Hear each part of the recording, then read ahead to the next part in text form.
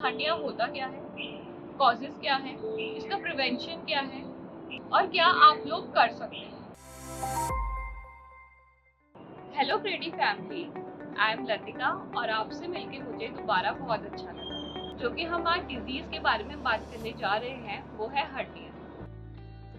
Hernia एक ऐसी बीमारी है जिसमें टिश्यूज और जो हमारे वीक टिश्यूज होते हैं वो एक गलत रास्ते से आके या फिर एब्डोमिनल ओपनिंग बना के हमारी बॉडी के अंदर एक दूसरे ऑर्गन में घुसने की कोशिश करते हैं या प्रोट्रूड होने की कोशिश करते हैं। अगर आप सोच रहे होगे नहीं मैं तो बहुत स्ट्रांग हूँ, मैं मसल्स बना लूँगा, बट ऐसा कुछ नहीं है। सबकी बॉडी बहुत अलग अलग होती है, सबकी अपनी अपनी वीकनेस होती है। अगर आप चाहते हैं कि आप सही तरीकों से ये पालन करें तो आप इस वीडियो को देखना अंत तक ना भूलें। ये बीमारी 27% पुरुषों में पाई जाती है पर उसी जगह 3% फीमेल्स में ये बीमारी पाई जाती है। जैसा कि हमने देखा कि हर्निया होता क्या है, इसी के कई तरह के टाइप्स होते हैं जो हम इस वीडियो में देखेंगे। सबसे पहले हम टाइप जानने से पहले हमें कुछ सिम्टम्स पता होने चाहिए कि हर्निया हमें क्या क्या दिक्कतें दे सकता है। सबसे पहले तो वो पेन कर सकता है।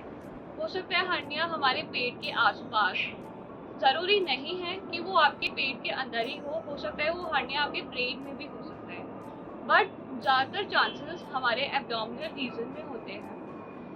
आपको हो सकता है जब आप उठो बैठो तो आपको बहुत दिक्कत हो, बहुत दर्द हो, बहुत अजीब सा फील हो कि जैसे कुछ चुभ रहा है।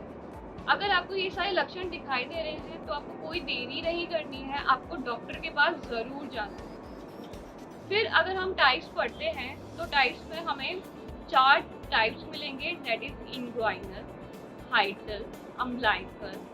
सबसे पहले हम इंग्वाइनल से चलते हैं। इंग्वाइनल में क्या होता है कि जो हमारा प्रोस्टेट एंड ब्लैडर होता है वहाँ पे जो कुछ टिश्यूज होते हैं वो वीक हो जाते हैं, तो इंटेस्टाइन टू ब्लैडर में प्रोट्रूड करते हैं। तो वहाँ पे आपको बहुत ज़्यादा दिक्कत हो सकती है, जैसे यूरिन करने में प्रॉब्लम हो सकती है या फिर आपको लगेगा कि कुछ चुभ रहा है मुझे पेट के अंदर। तो आपको ये सब देरी नहीं करनी। अगर आप ये देखेंगे कि इंग्वाइनल हर्निया जो मैं अभी बता रही हूँ वो काफ़ी ज़्यादा लोगों में पाई जाती है, तो अगर आपको ऐसी सारी दिक्कतें हों तो डॉक्टर के पास ज़रूर जाना है। नेक्स्ट हम चलते हैं फीमोरल पे। फीमोरल हर्निया, फीमोरल में क्या होता है कि हमारे फीमोरल के रास्ते कुछ हमारी कैनाल्स एंड कैविटीज़ होती हैं, वहाँ पे टिश्यूज प्रोट्रूड करना स्टार्ट कर देते हैं। बट शुक्र की बात यह है कि फीमोरल बहुत कम लोगों में पाया जाता है।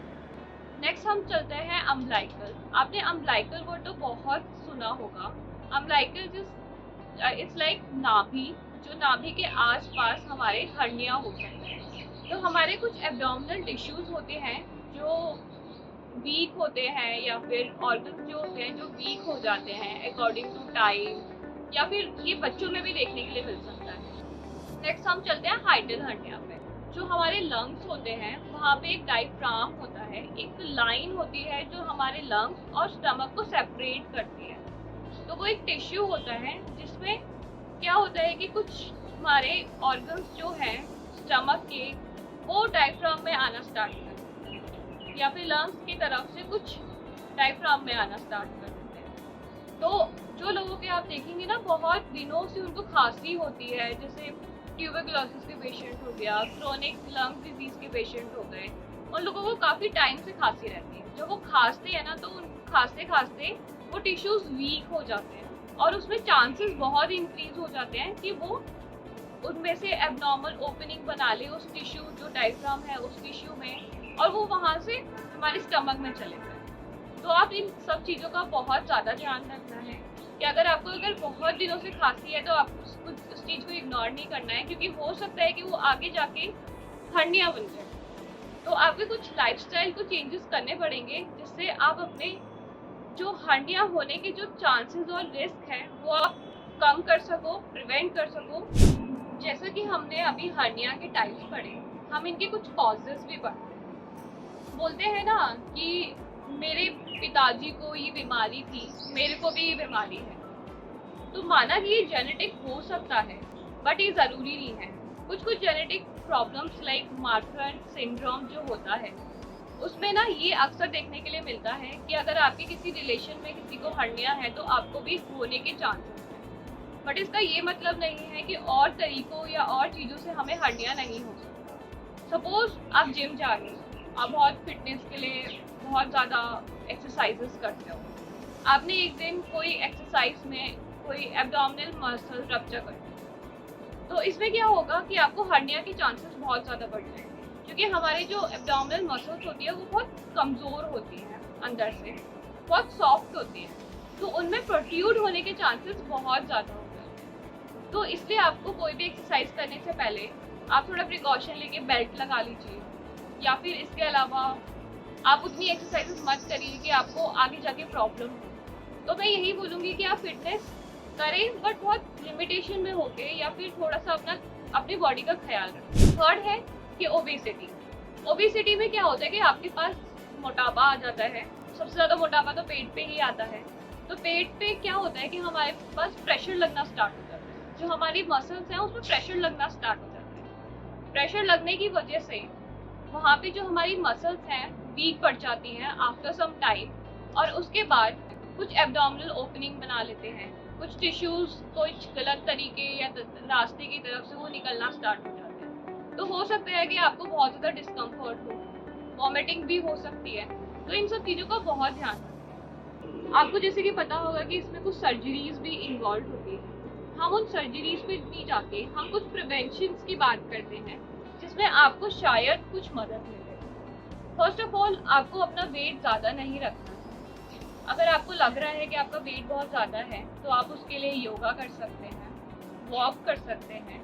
बट हाँ, अगर आप जिम जाने की भी सोच रहे हैं तो आप ज़रूर जिम जाइए, बट अपने एक्सरसाइज जो एक्सरसाइज कर रहे हैं उससे आपके पेट पे कोई असर तो नहीं पड़ रहा, उसका बहुत ज़्यादा ध्यान रखें, क्योंकि एक्सरसाइज ज़्यादा करने से भी आपको हर्निया हो सकता है। सेकेंड चीज़, अगर आप कोई बाहर जा रहे हैं तो प्लीज़ सेफ ड्राइव करिए, क्योंकि एक्सीडेंट्स बहुत ज़्यादा चांसेस होते हैं लोगों को हर्निया होने। थर्ड चीज़ें ये हो सकती हैं कि आप अपना लाइफस्टाइल चेंज करो, दैट मीन्स खाने के तरीके चेंज करो। आप थोड़ा ज़्यादा फाइबर लेके आओ, क्योंकि काफ़ी लोगों में ये भी देखा जाता है जिन लोगों को कॉन्स्टिपेशन की प्रॉब्लम होती है, तो उसमें क्या होता है हमारे जो वीक मसल्स या वीक टिश्यूज़ हैं वो प्रोट्रूड करना स्टार्ट कर देते हैं, क्योंकि हम कॉन्स्टिपेशन में क्या लगाते हैं, प्रेशर लगाते हैं। प्रेशर लगाने से हमारे वीक जो मसल्स होंगे वो रप्चर हो जाती हैं और उससे बहुत सारी दिक्कतें होने के और भी चांसेस हो जाते हैं। फोर्थ, हम ये चलते हैं कि हम स्मोकिंग करना छोड़ दें, और साथ के साथ किसी भी अल्कोहल का यूज़ करना बिल्कुल सही नहीं है। फोर्थ, हम चलते हैं, आप जब भी सुबह मॉर्निंग में स्टूल पास करने जाते हैं तो ज़्यादा प्रेशर नहीं लगाते हैं। अगर उस प्रेशर को ज़्यादा लगाएंगे एंड नेक्स्ट अगर आप प्रेग्नेंट हैं या फिर आप कंसीव करने का सोच रहे हैं, तो आप उस तरीके से लाइफस्टाइल को इम्प्रूव करिए कि आपको हर्निया के चांसेस कम हो। आप थोड़ा ज़्यादा पानी पीजिए, थोड़ा कम मसाले वाला खाना खाइए, और जिसमें फाइबर्स बहुत ज़्यादा हो वो वाला खाना खाने की कोशिश करिए, क्योंकि क्या होता है प्रेगनेंसी में आपके बेबी की वजह से आपके एब्डोमिनल पे बहुत प्रेशर लग सकता है। नेक्स्ट हम चलते हैं कि अगर आप लंग्स के पेशेंट हैं, क्रोनिक लंग डिजीज़ है आपको, आप बहुत सालों से खांस रहे हैं, आपकी खांसी ख़त्म नहीं हो रही, तो आप प्लीज़ बेल्ट बांधने की कोशिश करिए अपने पेट पे, ताकि आपके एब्डोमिनल जो मसल्स हैं उनको सपोर्ट मिल सके। इस वीडियो में हमने ये पढ़ा कि हर्निया होता क्या है, कॉजेज़ क्या है, इसका प्रिवेंशन क्या है, कैसे ये हो सकता है और क्या आप लोग कर सकते हैं। Thank you everyone.